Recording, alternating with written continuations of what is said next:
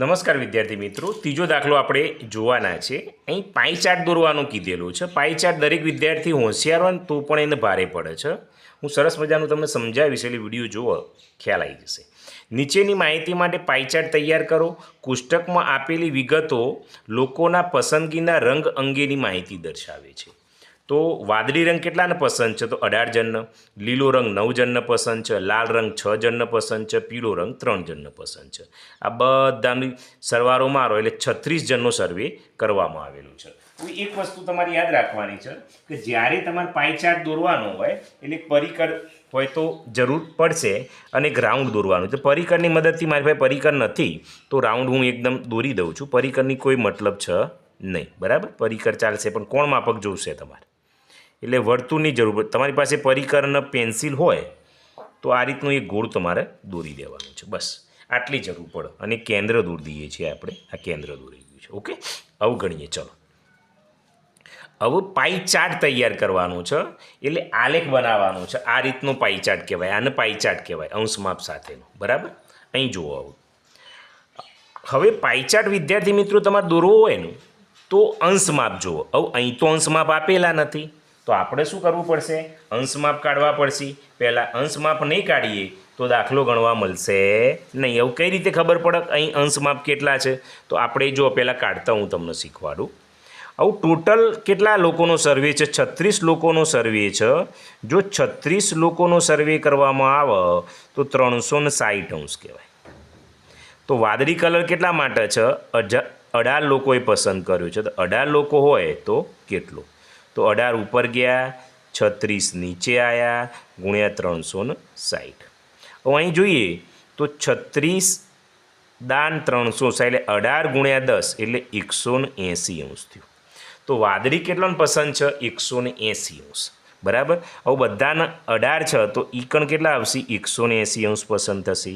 અહીં 9 છે તો 90 અંશ થશે. બધાને 10 વડે ગુણ્યા 6 છે તો 60 અંશ થશે. 3 છે તો 30 અંશ થશે. હવે આ બધાનો સરવાળો છે 360 થાય. જો 180 અને 90 એટલે 270, 270 અને 60 એટલે 330, 330 ને 30 એટલે 360 અંશ થઈ ગયા, બરાબર. આપણે હંમેશા યાદ રાખવાનું કે હંમેશા પાઈ ચાર્ટ દોરવો હોય તો અંશ માપ જુઓ. હવે અંશ માપ આપણને મળી ગયા છે.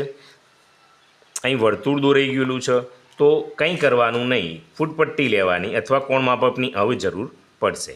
હવે તમે જુઓ, વાદળી કલર 18 અંશ છે. 18 જણ એટલે 180 અંશ છે. તો વર્તુળમાં ઊભી લીટી દોરીએ ને વિદ્યાર્થી મિત્રો આપણે, એટલે 180 અંશ થઈ જાય. તો અહીં આપણે લીટી દોરી દઈએ. કારણ કે જુઓ તમે, આ અહીં મૂકી દઈએ. અહીં વચ્ચોવચ, એક મિનિટ હો, આ ટપકું કરી દીધું. અહીં વચ્ચોવચ મૂકીએ કોણ માપક, તો અહીં 0થી ચાલુ થાય. 0, 10, 20, 30, 40, 50, 60, 70, 90, 110, 120, 130, 140, 150, 160, 170 ને 180. એટલે આ લીટી સીધી છે, એ લીટી કઈ કહેવાય? 180 અંશ કહેવાય. તો 180 અંશ વિદ્યાર્થી મિત્રો શું છે? વાદળી. તો આપણે અહીં લખી શકીએ વાદળી 180 અંશ. ચલો, વાદળીનું કામ પૂરું થઈ ગયું. હવે લીલો કેટલો છે? 90 અંશ. તો આપણે અહીં કોણ માપક મૂકીશું? તમે જુઓ, અહીં એ આ છે ને, આ વચ્ચેનો પટ્ટો એ આ ટપકા ઉપર મૂકવાનો અને આ, બરાબર. 90 અંશ એટલે અહીં સીધી લીટી જશે, બરાબર. તો અહીં આપણે લીટી દોરી દઈએ. એ આ સીધી. આમાં 90 એટલે કાટખૂણો. તમે ના દોરો તો પણ ખ્યાલ આવી જશે.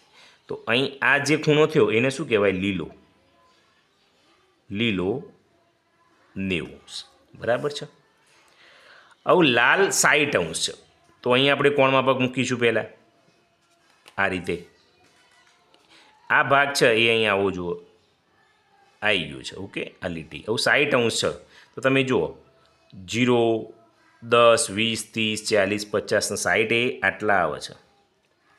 તો એ ત્યાંથી લીટી આપણે દોરી દેવાની છે.